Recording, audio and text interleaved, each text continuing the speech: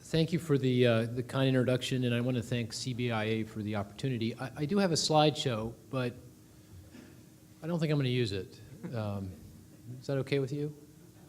It's yours, though. You can do whatever you want with it.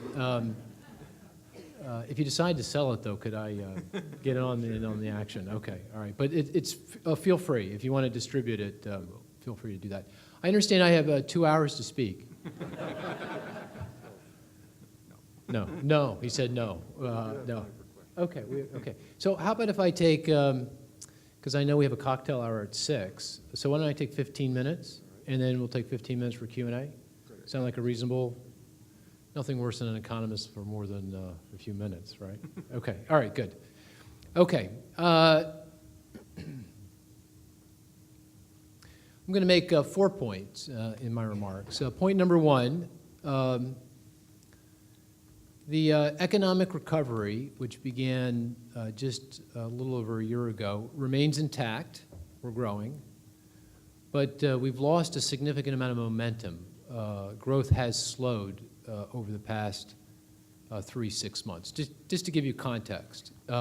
In the second half of 2009, GDP, the value of all the things that we produce, grew 3.3% annualized. In the first half of this year, 2010, it grew 2.7%. And in the second half of the year, it's the current point in time, it's currently tracking just about 2%. Now, 2% is below the economy's potential, meaning we're not growing fast enough to create enough jobs to forestall further increases in unemployment. And of course, the unemployment rate is already pretty high. Nationwide, it's 9.6%. In Connecticut, so just a bit lower, about 9%. So at this rate of growth, it's very likely that the unemployment rate is going to drift back into double digits by early next year. Now, the slowing in growth isn't entirely unexpected. Part of the reason for the slowdown is that the fiscal stimulus, the benefit of the fiscal stimulus is fading. And in my view, the fiscal stimulus was very important. It brought an end to the Great Recession. It's no accident that the recession ended a year ago when the stimulus was providing its maximum benefit to the economy. But the stimulus is beginning to fade. We're going from a significant amount of tax cuts and spending increases back down to zero, and unless there's more stimulus coming from Washington, which now appears unlikely, the stimulus is going to become a drag on economic growth as we make our way into 2011. Now, this isn't unexpected. The stimulus isn't magic. It was never intended to be a source of long-term economic growth. It was all about bringing an end to the free fall, and it did that, but we're now on the backside of the stimulus, and the economy's rate of growth is slowing. Not unexpected. I will have to say, though, that the slowdown that we're experiencing is more than I would have thought. If it was 3-6 months ago and I was looking forward, I wouldn't have thought that we'd have slowed down this much. And I think the thing that is most surprising to me is that we're struggling from the ill effects of the European debt crisis, that really did have an impact on us, largely through its effect on the stock market. The stock market, if you can recall, fell about 15% back in the spring and early summer in the midst of the European debt situation. And it feels to me like the economy is very sensitive to what's going on in the equity market. Businesses are using the stock market as a signal, whether they should go out, invest, and hire. And many households, particularly high-income households, folks in this room, are very attuned to their net worth. Everyone's nest egg is now measurably smaller than it was just a few years ago. And with those smaller nest eggs, we're much more sensitive to what's happening to our net worth. On top of that, we're all getting a lot older. I'm certainly getting up there. You know, here's the key statistic of the day. The largest single-year age group, there are more of these folks than any other single-year age, is 50. There are more 50-year-olds than any other single-year age group. There are a lot of 51, 52-year-olds, 49, 48-year-olds. This is the teeth of the baby boom generation. And if you're 50 and your nest egg has now been cut by 15, 20, 25%, you go into panic mode, right? Because you don't have a whole lot of time to get your act together. On top of that, I think everyone's expectations about future asset price growth has changed. If I asked the average American 5 years ago before this mess what they thought average returns would be on their entire portfolio over the next 10 years, I bet they'd probably say about 10% per annum. Pension funds are using about 8.5% per annum. If I asked that same person today, my guess is they'd probably say about 5% per annum. So that's a big change, going from 10% to 5. And if you're 50, that means you got to make a real significant change in your lifestyle to get ready for retirement. By the way, pension funds are still using 8.5%. Bit of a problem there. So the European debt situation and the hit to the equity market, I think, cost us. It didn't derail the recovery. We're still growing, but it did sidetrack us. It cost us about 6 to 12 months. We were just about ready to engage in a self-reinforcing economic expansion, and unfortunately we got sideswiped. So point number one is we're growing, but the rate of growth has slowed, and we're not growing fast enough. I promise to lift you higher at the end. Hang in there. Yeah. Well, the trick here is not to take you down so low I can never bring you back, but I'll endeavor to do this. And one point of note, I am an economist, so even when I try to talk happy things, it doesn't really roll off the tongue all that well. So, you got to discount the way I say things to some degree. Point number two. The next 6, 9, 12 months are going to be uncomfortable. The economy isn't going to engage quickly. We've got some issues to work through. And let me just go through a few of those things that are weighing on the economy that we need to work through. I won't go through all of them because it could get quite depressing and it would just take too long. But let me focus on two things. First is businesses aren't hiring. They're not laying off. The layoff rate is about where you would anticipate in a normal, well-functioning economy. But the hiring rate is at a record low. We're not seeing the businesses stand up and hire workers. And it's a bit perplexing, but I think there's a few things going on. One thing to note is business formation rates are extraordinarily low. We're just not forming businesses like we used to. And I would venture to guess one of the reasons is that there are a lot of 50-year-olds. I started my company when I was 30. I sold it when I was 45. And I'd be hard-pressed to start another company at 50. So that's part of an issue. But we've got other deeper issues, I think, as well. But business formation is key to hiring, and if we don't get more business creation, we're not going to get the hiring that we need. Another reason for the lack of hiring is credit, particularly for small business people. Here's a statistic.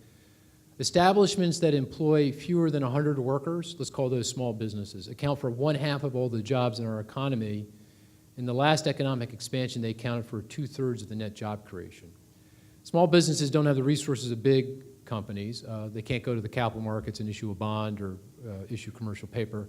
They need their community banker to step up and provide a loan. And right now, a lot of our community banks are under severe financial pressure. They're struggling with troubled commercial mortgages. They don't have the capital to make the loans. Many small businesses rely on their credit cards as a source of cash. Credit card companies have been tightening up. Here's another really fascinating statistic. 2 years ago, there were 425 million bank credit cards outstanding. Today, there are 320 million cards outstanding. So in 2 years, we've lost 100 million bank cards. And that goes to a lot of small business credit. If small businesses can't get credit, they can't hire, and the job machine can't get going. Another reason for the lack of hiring, I think, is just a general lack of confidence. I mean, it's very easy to depress you guys. You are already predisposed to be depressed. You're nervous about everything, and just with good reason. I mean, it was only a year and a half ago that we were being put through the proverbial ringer, right? I mean, you saw your colleagues lose their businesses. They couldn't, as the governor said, get cash, and it was turmoil. And I don't know that you forget that very easily. I mean, as a past small business owner, I went through a couple of recessions, and it took me more than a little bit of time to get over that psychological hurdle. I also think policy uncertainty is a problem. Healthcare reform, financial regulatory reform, energy policy, immigration policy. We don't even know where our tax rates are going to be on January 1st. And I'm not arguing we shouldn't debate these things. These are very important policy debates, and we need to have them. We need to nail these things down.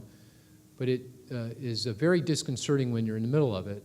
And businesses need all of the T's crossed and all of the I's dotted before they're going to step up and make a big investment in hiring lots of people. So I think the policy uncertainty that we're in the midst of has also been quite debilitating. So lack of hiring is a concern. One other major concern that I'll just mention is the foreclosure crisis. It's ongoing. It's not as severe here in Connecticut, but in other parts of the country, it is a mess. Just to give you more data, there are 4.1 million first mortgage loans that are in default or 90 days and over delinquent, therefore, in all likelihood, headed towards a default. Just for context, there are 49 million first mortgage loans outstanding, so 8-9% of all loans are in this predicament. I think, optimistically speaking, a couple million will get modifications so that they don't go through to a foreclosure or short sale, and that would be optimistic, but let's just say it's 2 million. That would leave 2 million loans that will go through to a sale, a distress sale, and that's the key statistic with regard to house prices. The share of sales that are distressed is the key determinant of housing values, and that share is going to rise and house prices are going to decline. And nothing really works all that well in our economy if house prices are falling. The home is still the most important asset in most people's balance sheet. And going back to small businesses, most small business owners put up their home or other real estate as collateral to get a small business loan. I did that. I started my company in 1990 with my brother. By 1993, I was really tired of looking at him every day. I said, we need to hire somebody. I went down to my friendly bank, said, could I get a loan? And they said no. I won't tell you which bank that was.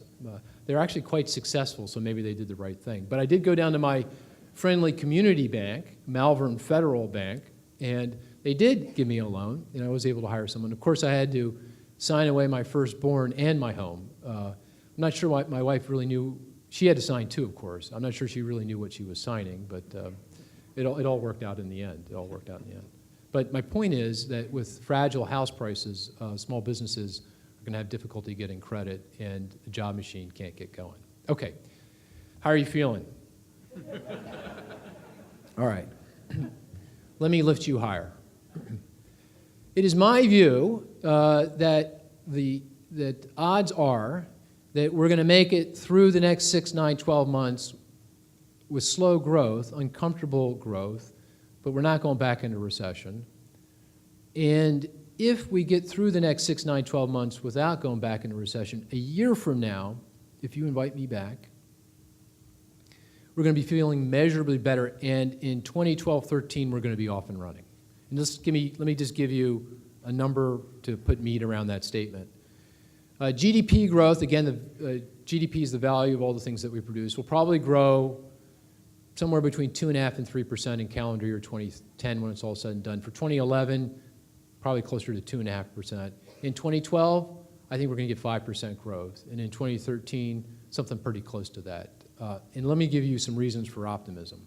Reason number one, the Federal Reserve is going to work very aggressively to ensure that we don't go back into recession. They're going to engage in so-called quantitative easing. That means they're going to be buying Treasury securities. They've already been successful in helping to lift stock prices, keep interest rates down. The fixed mortgage rate today is at a record low. The dollar has fallen a bit in value. That should help our trade situation. And the Fed will do more if the economy does not hold its own. If it looks like it's going to step back, then it will engage even further and provide even more support. So I think the Federal Reserve will be very instrumental in ensuring that we don't backtrack into recession.